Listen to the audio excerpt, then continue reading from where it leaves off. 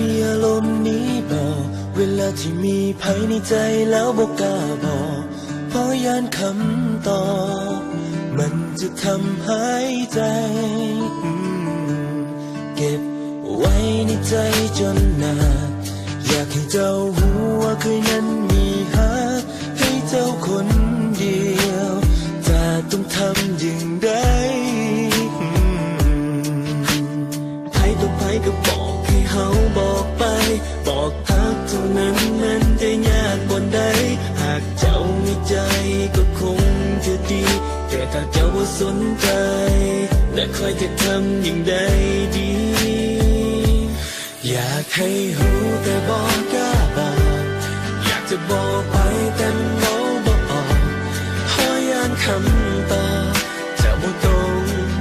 กับสิ่งที่ต้องการฟังเลยต้องเก็บไว้ในใจแบบนี้ความอึดอัดใจมันเพิ่มขึ้นทุกทีบอกห่างนั้นมันบ่ง่ายอย่างที่ไผเขาคิดกันหากการบอกฮักมันเป็นเรื่องง่ายๆหากเป็นแบบนั้นมันก็คงสบา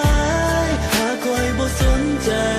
บ่แค่คำตอบว่าจะเป็นอย่างไร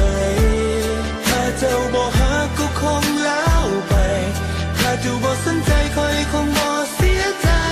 แต่มันบ่เป็นอย่างนั้นผู้บ่เคยมีความหวังอยากให้เจ้า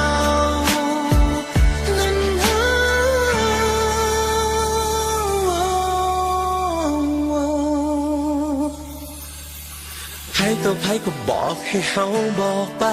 บอกฮักเท่านั้นมันจะยากบนใดหากเจ้ามีใจ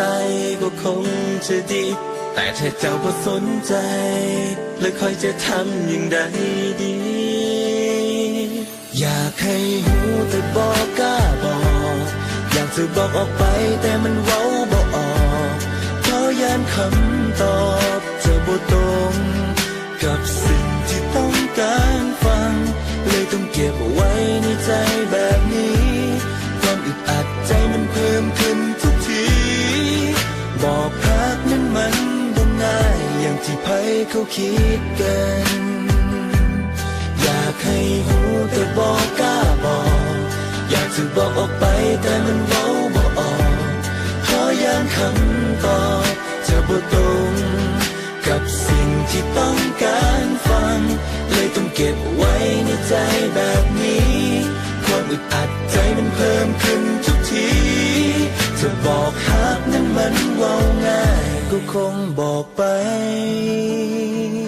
ตั้งแต่วันที่